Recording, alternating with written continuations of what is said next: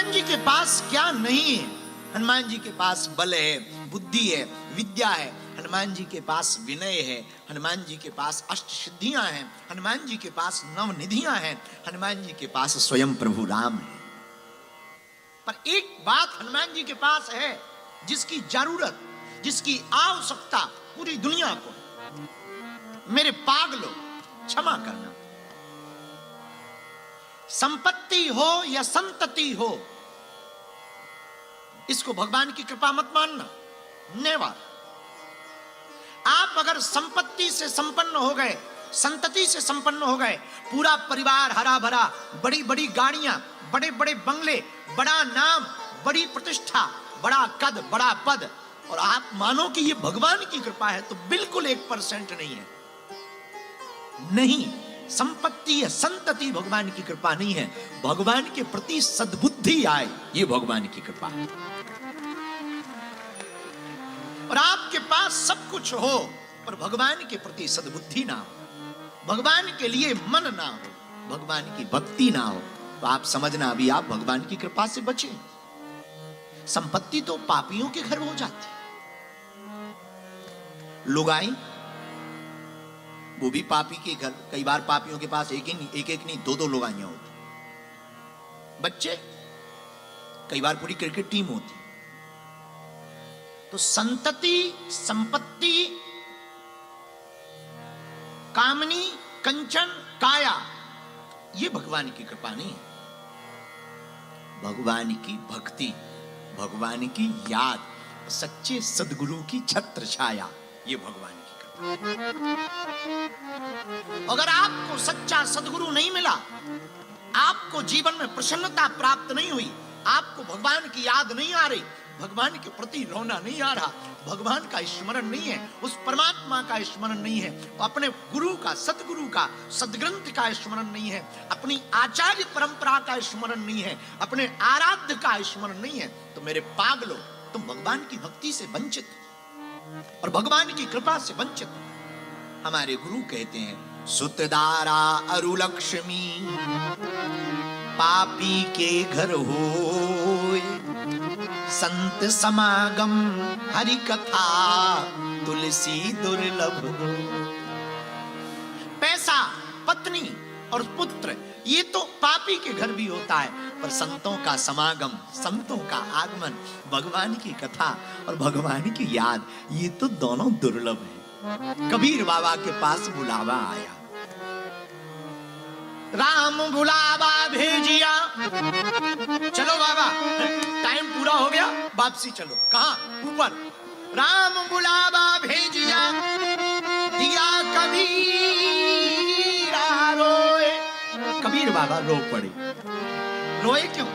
मरने से डरते हो? ना ना ना, मरने से डर नहीं लगता। फिर रो क्यों रहे?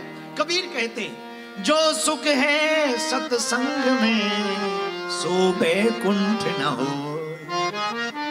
मैं बैकुंठ जाने को रो नहीं रहा, मैं मरने को नहीं रो रहा, बस एक बात पे रो रहा हूं। क्या? मन लागो मेरो यार फकीरी में। मेरे पागलों, आज की कथा का सूत्र तुम अपनी जीवन में उतारना, तुम्हें संतति मिले, संपत्ति मिले, ये भगवान की कृपा नहीं, भगवान की भक्ति मिल जाए, ये भगवान की कृपा। उसको पाने की कोशिश करना। मेरे पागलों, दूसरी बात बहुत पते की है, बहुत ध्यान से सुनना। मृत्यु को मत चुनना, मोक्ष को चुनना। और मैं तुमसे प्रार्थना करूं, तुम जगत को मत चुनना। अगर चुनने का मौका मिले, तुम जगदीश को चुनना। और अगर प्रार्थना करूं और तुम्हें मौका मिले भगवान से मांगने का, तो तुम संपत्ति, वैभव, यश, कीर्ति, धन, निरोगी काया, लुगाई, बच्चे, जो भी मांगना वो बात अलग है, पर कभी भगवान से मांगने का मौका मिले ना, कभी सदगुरु से, अपने गुरु से मांगने का मौका मिले ना, तो भगवान से भगवान को ही मांग लेना। तुम हमारे हो जाओ, बस। अगर तुम हमारे हो गए तो सब कुछ हमारा हो जाएगा। इसलिए आज का सूत्र बड़े काम का है। तुम्हारे पास सब कुछ है, बस प्रसन्नता नहीं। तुम्हारे पास सब कुछ भगवान ने दे रखा है और पूरी जिंदगी तुम एक मकान बनाने में गुजार देते, पूरी जिंदगी एक घर को घर बनाने में तुम गुजार देते और फिर भी तुम्हारा घर घर नहीं बन पाता। कभी विचार करना, तुम जिस परिवार के लिए जी रहे वो तुम्हारा कभी साथ नहीं देता। कभी विचार करना, तुम जिसके लिए जीते हो वो कभी तुम्हारे साथ खड़े नहीं होते। तुम जिनके लिए कमा रहे हो वो कभी तुमको थैंक यू नहीं बोलते। और विदेशों की तो हालत खराब है। लोग हमसे पूछते हैं भारत में कि आप विदेश जाते क्यों? देखो, हम सच बोलें, हम तो आध्यात्मिक यात्रा लेकर निकले और हमारा एक ही विचार है विदेश आने का, हिंदुओं के बच्चे हिंदुओं से अलग ना हो। तुम्हारी संस्कृति तुमसे अलग ना हो। तुम ऑस्ट्रेलिया में रहो, मेलबर्न में रहो, पर्थ में रहो या फिर आप अन्य देशों में भी रहो, कोई दिक्कत नहीं साहब। जहां मजे से रह सको रहो। विचार भले ही नए हो पर तुम्हारे संस्कार पुराने होने चाहिए। आज तुम हो लेकिन अधूरे हो। तुम्हारे बच्चे तुमसे बात नहीं करते, बड़े होते हैं छोड़ के भग जाते हैं।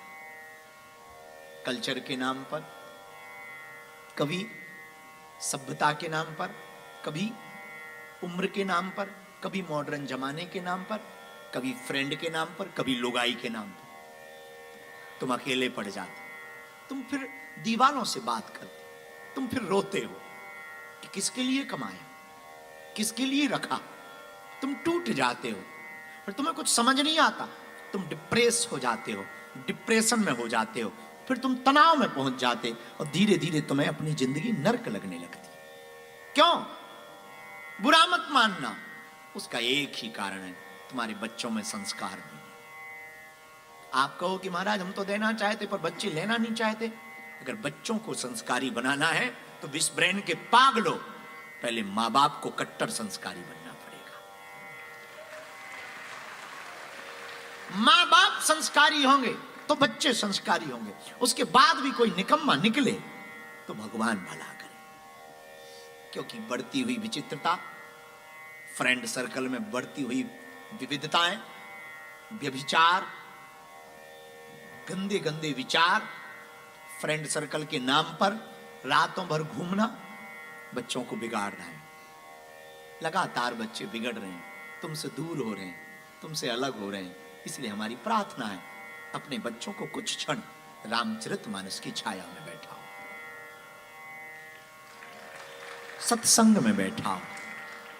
हमारे गुरु कहते एक घड़ी आधी घड़ी आधी में पुनिया तुलसी चर्चा नाम की ये कोटि अपना। एक घड़ी नहीं आधी घड़ी बैठा रहो। हम तुम्हारे पास में कथा लेकर आए हैं मेरे पागलों, और कथा सिर्फ इसलिए आए हैं, हमको तुमसे कोई अपेक्षा नहीं है, तुम हमारे अपने हो, यही काफी। क्या चाहिए? भगवान ने क्या नहीं दिया ये पूछो हमसे। मुझे कौन पूछता था, तेरी बंदगी से पहले मैं खुद को ढूंढता था, इस जिंदगी से पहले।